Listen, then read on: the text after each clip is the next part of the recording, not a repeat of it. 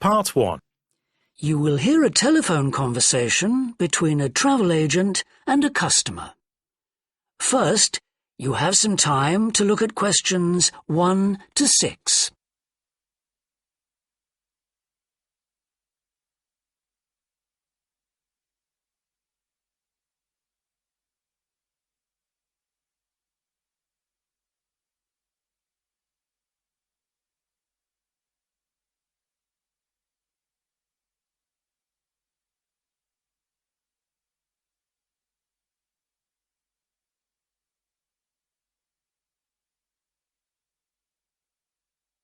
Listen carefully and answer questions 1 to 6.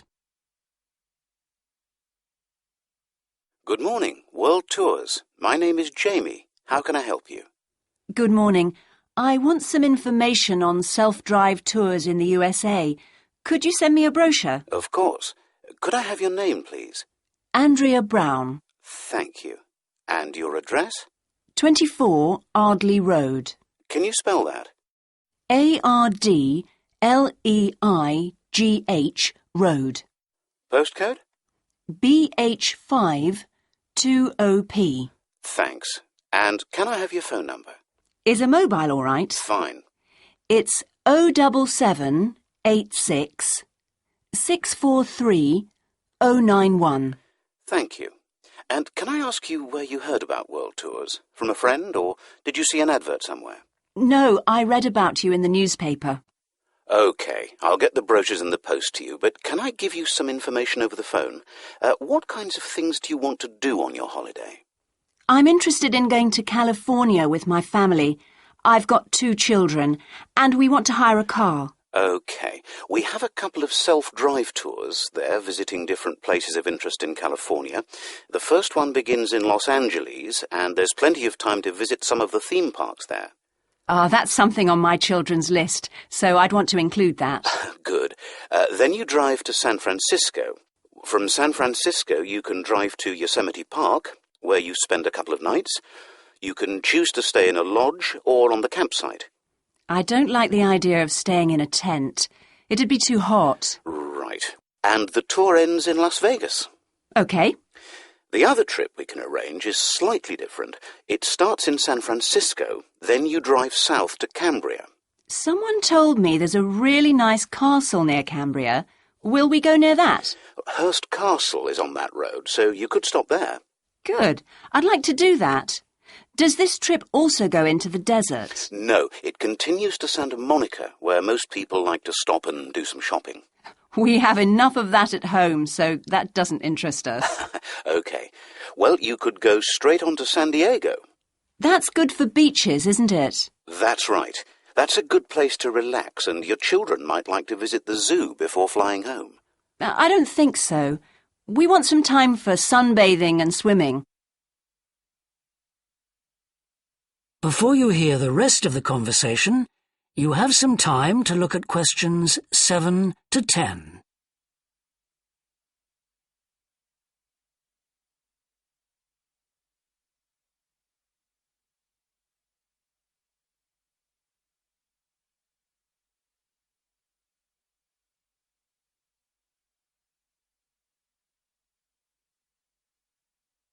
Now listen and answer questions 7 to 10.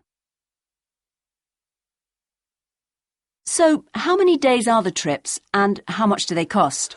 The first one I told you about is a self-drive tour through California, which lasts 12 days and covers 2,020 kilometres. The shortest journey is 206 kilometres, and the longest is 632 kilometres. The cost is £525 per person. That includes accommodation, car rental, and a flight, but no meals. OK. And the other trip? That lasts 9 days, but you spend only 3 days on the road. You cover about 980 kilometres altogether. So is that cheaper then? Yes, it's almost £100 cheaper. It's £429 per person, which is a good deal. So that covers accommodation and car hire. What about flights? They aren't included, but these hotels offer dinner in the price. OK, well, thank you very much. I'll be in touch when I've had a chance to look at the brochure. I'm pleased to help. Goodbye. Goodbye. That is the end of part 1. You will now have half a minute to check your answers.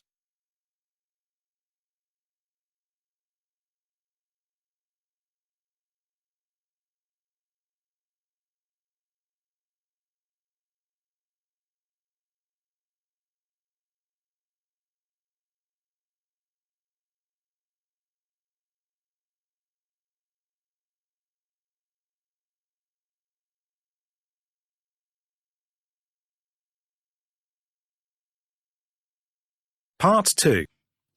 You will hear a fitness manager of a leisure club talking to some new members. First, you have some time to look at questions 11 and 12.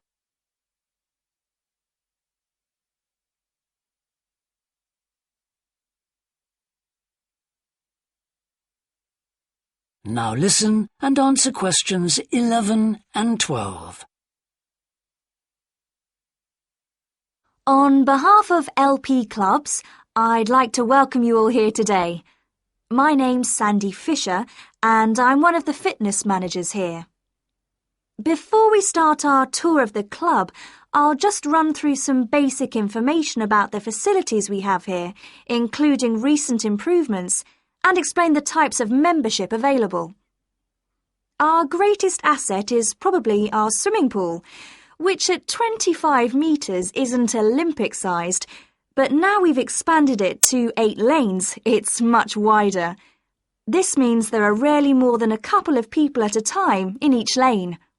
Unfortunately, there isn't space for an outdoor pool here, but the glass roof on the swimming pool is partly retractable, which means you can enjoy something of the open-air experience on warmer days. Our recently refurbished fitness suite has all the latest exercise equipment, including 10 new running machines and a wide range of weight training machines. Each member is given full training in how to operate the equipment, and there is always a trainer on duty to offer help and advice. Although we do have adult-only times after 6 and at certain times at weekends, children are well catered for. Older children continue to benefit from a wide range of tuition, anything from trampolining to yoga. Before you hear the rest of the talk, you have some time to look at questions 13 to 20.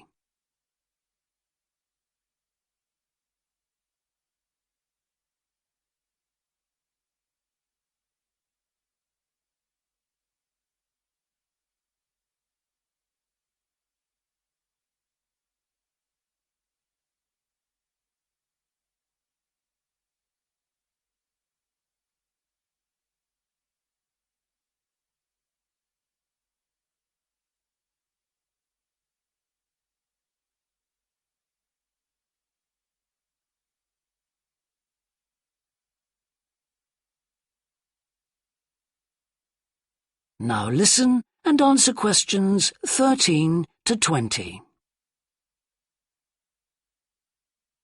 One thing all our members appreciate about us is that we take very good care of them. This starts on day 1 with your personal assessment.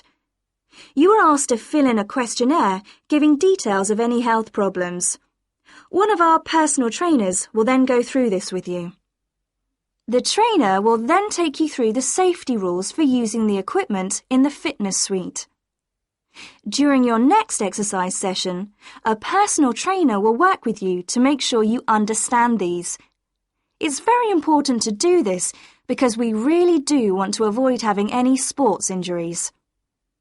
There's a lot more to looking after yourself than simply lifting weights. At the end of the personal assessment, the trainer will draw up a plan outlining what you should try to achieve within a 6-week period. This will then be reviewed at the end of the 6 weeks. Now, I'll just quickly run through the types of membership we have available. All members must pay a joining fee of £90, in addition to the rates for the monthly membership fees. Gold membership entitles you to free entry at all LP clubs. There are now LP clubs in all major cities and towns, so if you travel a lot, this will be a great advantage.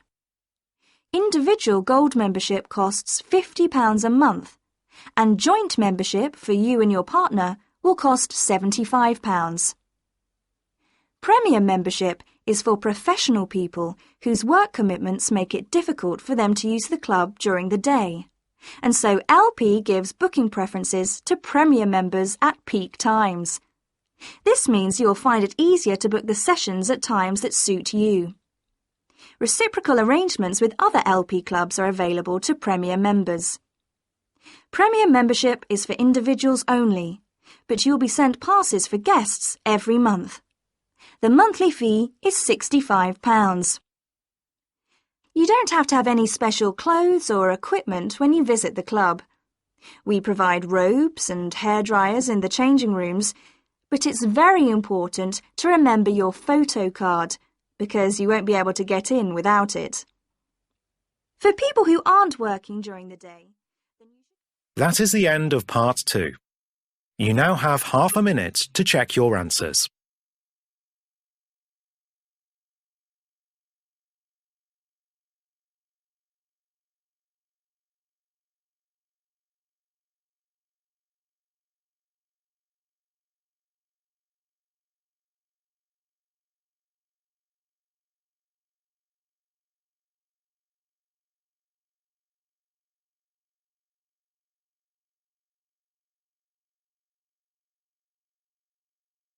Part 3. You will hear a student called John talking to a professor about a design competition he is entering. First, you have some time to look at questions 21 to 25.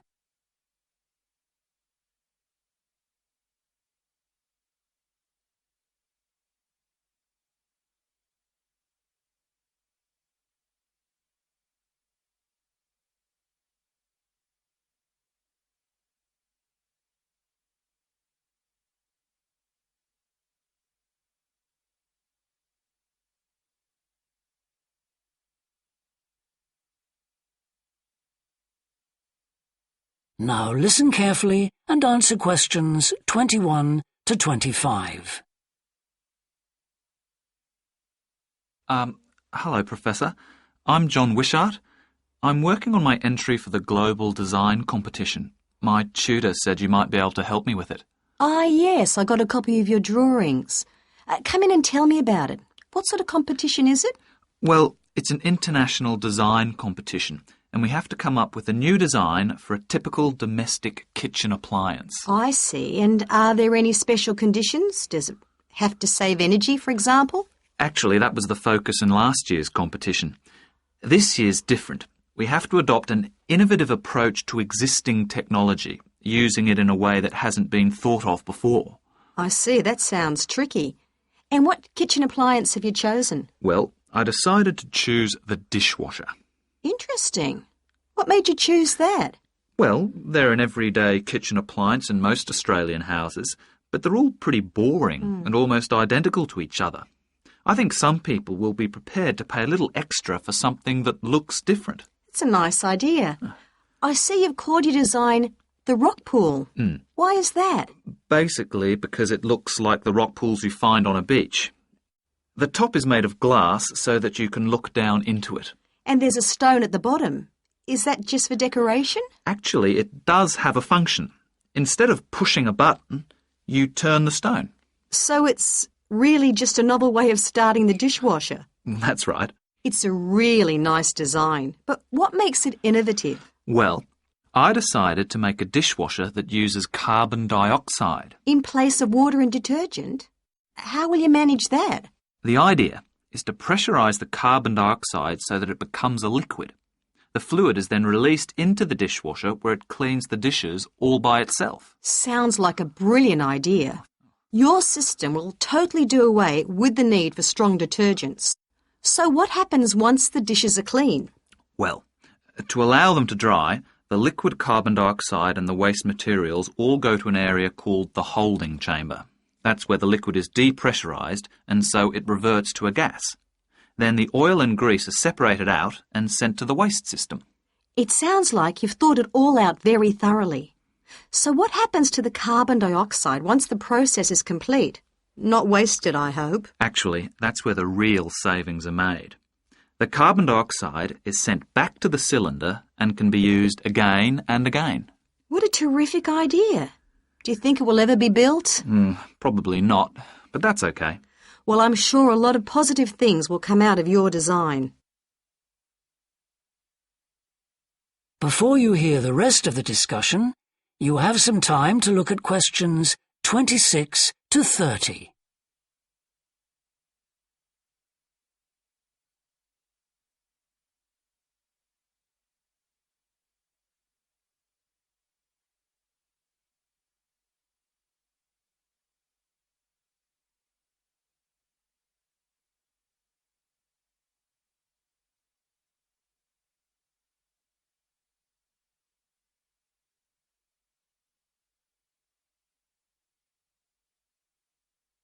Now listen and answer questions 26 to 30.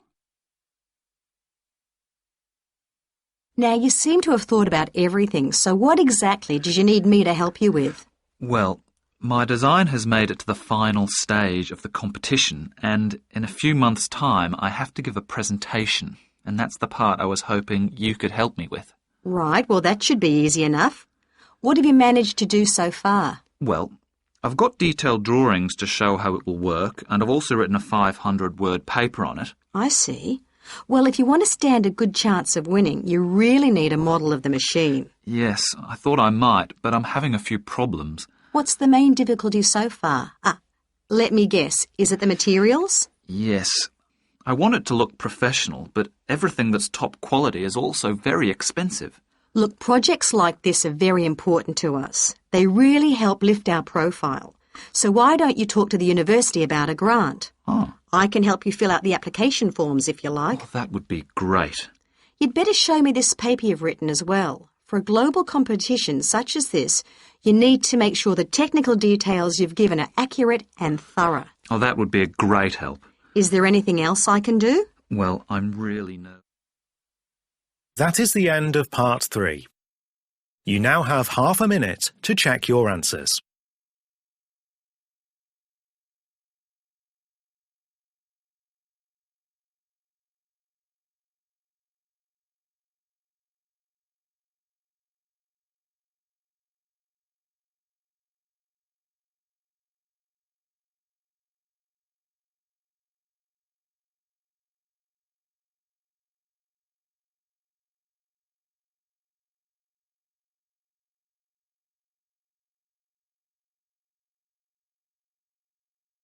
Part 4. You will hear a university lecture about an endangered bear in British Columbia, Canada, known as the spirit bear. First, you have some time to look at questions 31 to 40.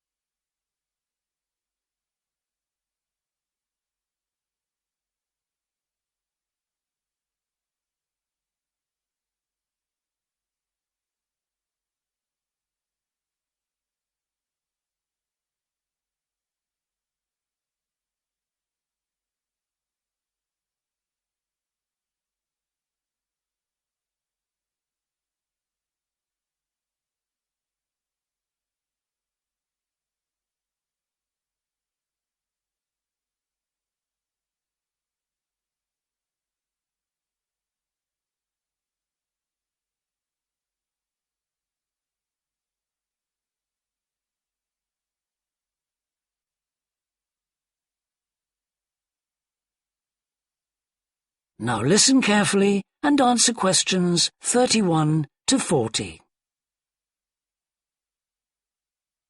Today, we continue our series on ecology and conservation with a look at a particularly endangered member of the black bear family.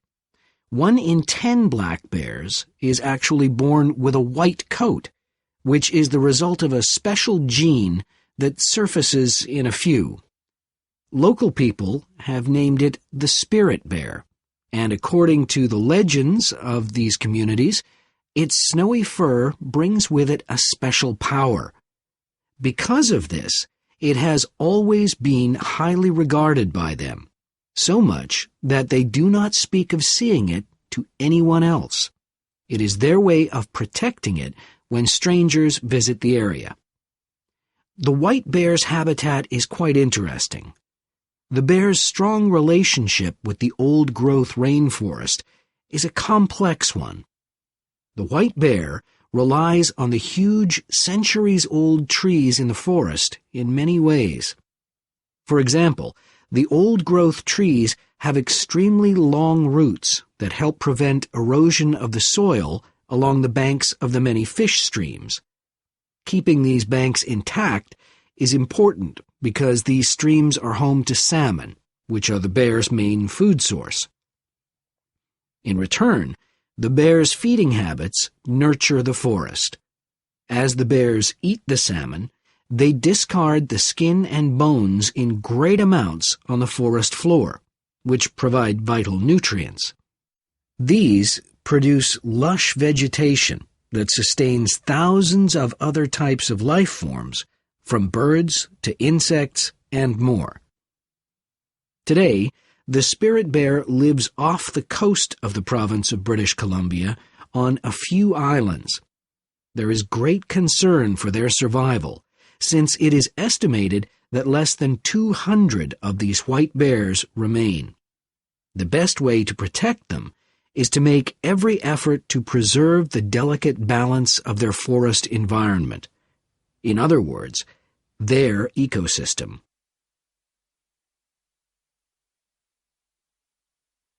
The greatest threat to the bear's existence is the loss of its habitat. Over many years, logging companies have stripped the land by cutting down a large number of trees. In addition, they have built roads which have fractured the areas where the bear usually feeds, and many hibernation sites have also been lost. The logging of the trees along the streams has damaged the places where the bears fish. To make matters worse, the number of salmon in those streams is declining because there is no legal limit on fishing at the moment. All these influences have a negative impact on the spirit bear's very existence, which is made all the more fragile by the fact that reproduction among these bears has always been disappointingly low. And so, what's the situation going forward? Community organizations, environmental groups, and the British Columbia government are now working together on the problem. The government is now requiring logging companies to adopt a better logging method, which is a positive step. However, these measures alone may not be sufficient to ensure a healthy population of the spirit bear in the future. Other steps also need to be taken. While it is important to maintain the spirit bear's habitat, there also needs to be more emphasis on its expansion. The move is justified as it will also create space for other bears that are losing their homes to damage. That is the end of part 4. You now have half a minute to check your answers.